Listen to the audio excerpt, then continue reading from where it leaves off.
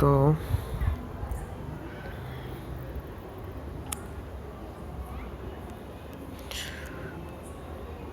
আমাদের রাশি চক্রর যে 12টা ঘর,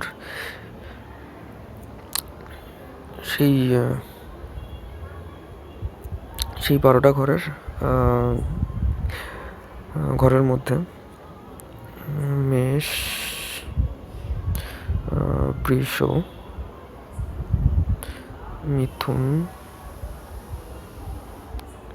মিথুন, কর্কট, এটা সিংহ, তারপর কন্যা, তারপর তুলা, তারপর বৃশ্চিক, এরপর আসবে ধনুর পর আসবে মকর, তারপর কুম্ভ, তারপর আসবে মীন। তো এইভাবে আমাদের 12টা রাশি চক্রের যে 12টা ঘর, সেই 12টা ঘরের রাশির নাম, অথবা বলতে পারেন 12টা ঘরেরই নাম। এবার এই 12টা তো ঘর হলো। এইবার এই 12টা ঘরের কোথায় কে অধিপতি, মানে কে রুল করছে।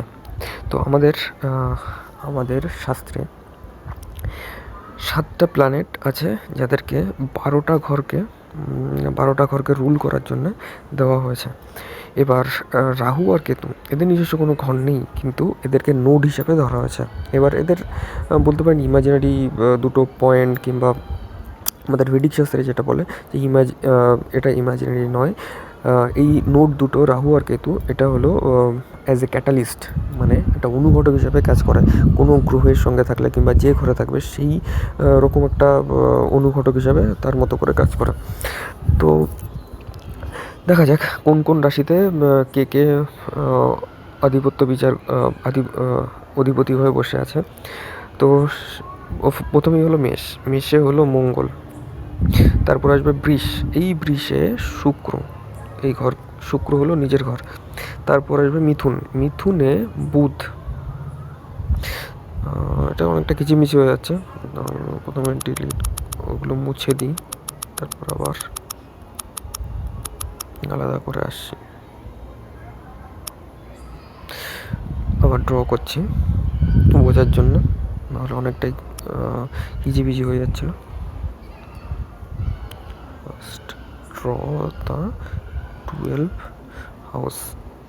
ওকে, তো এটা হলো মেষে মঙ্গল। আমি এক এক করে বলে রাশির ঘরগুলো বলছি এবং তার অধিপতিগুলো পরপর করে বলে যাচ্ছি আপনাদের বোঝার সুবিধার্থে। আর বৃষ এখানে শুক্র, নিজের ঘর। তারপর আসবে মিথুনে বুধ, সেটাও তার নিজের ঘর।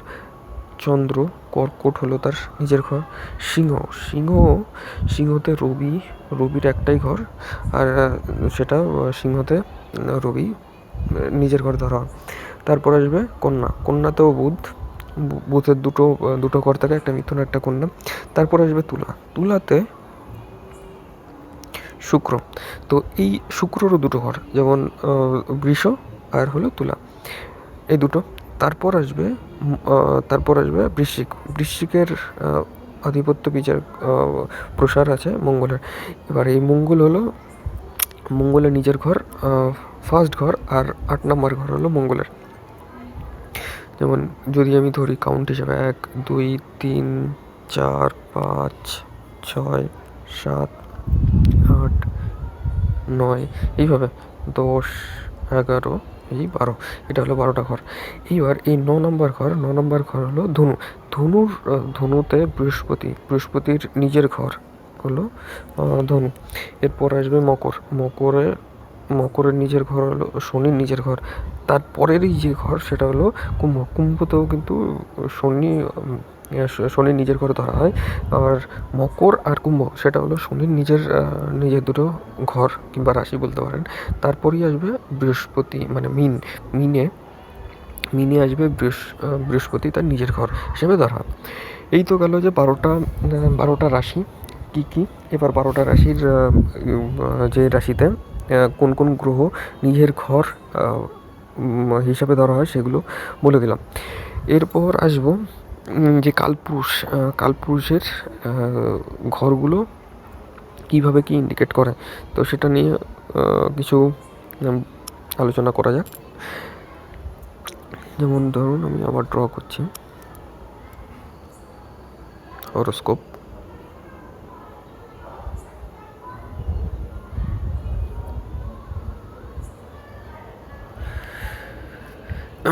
এই হরোস্কোপের 1, 2, 3, 4, 5, 6, 7, 8, 9, 10, 11 আর এই 12, এই হলো 12টা সাইন। এইবার এই 12টা সাইনকে কেন এইভাবে মানে প্রথমেই মেষকে কেন আমরা ওয়ান হিসেবে ধরলাম, সেটার কারণ হলো কালপুরুষ বা বিষ্ণুর প্রথম ঘর ধরা হয় মেষকে। তো তার প্রথম ঘর যেহেতু মেষ, সেই প্রথম ঘরকে ধরেই অ্যাসেন্ডেন্ট ধরে এই অ্যাসেন্ডেন্ট কিংবা রাশি এগুলো কেন বলে আর কাকে বলে সেগুলো নিয়ে আমরা পরবর্তী আর একটা ভিডিওতে আলোচনা করব। তো দেখে নিই যে প্রথম ঘরকে বিষ্ণু কিংবা কালপুরুষের লগ্ন হিসেবে ধরা হয়, এই লগ্ন। তো সেই জন্যে এটাকে প্রথম ঘর ধরা হয়। এবার এই প্রথম ঘরের এটাকে যদি প্রথম ঘর ধরা হয়, তার 7 নম্বর ঘর, এই 7 নম্বর ঘর হলো শুক্রের ঘর। ঠিক আছে, তো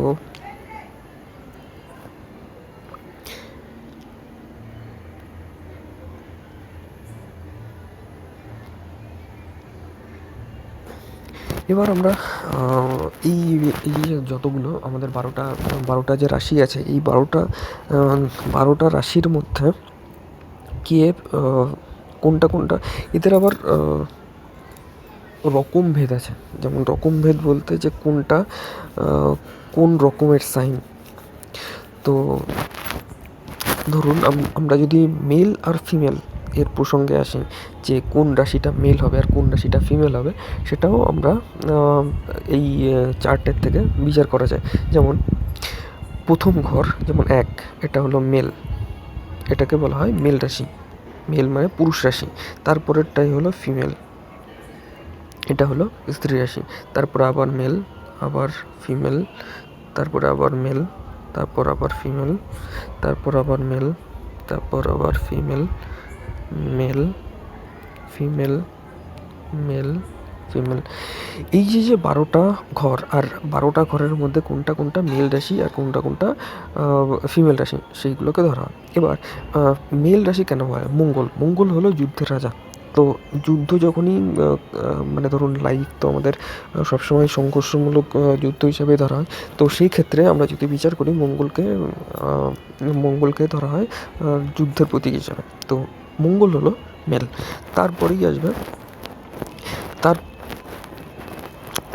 আসবে শুক্র। এবার এই শুক্র হলো অ্যাকচুয়ালি ফিমেল রাশি, ফিমেল রাশিও বলতে পারেন, আর শুক্র নিজেও একটা ফিমেল প্ল্যানেটের মানে কারকতা আমরা পড়ে যাচ্ছি এখানে। শুধু মাত্র রাশির কারকতার যে কোনটা মেল কিংবা কোনটা ফিমেল সেই হিসাবেই আলোচনা করলাম। এরপরে আবার এবার দেখা যাক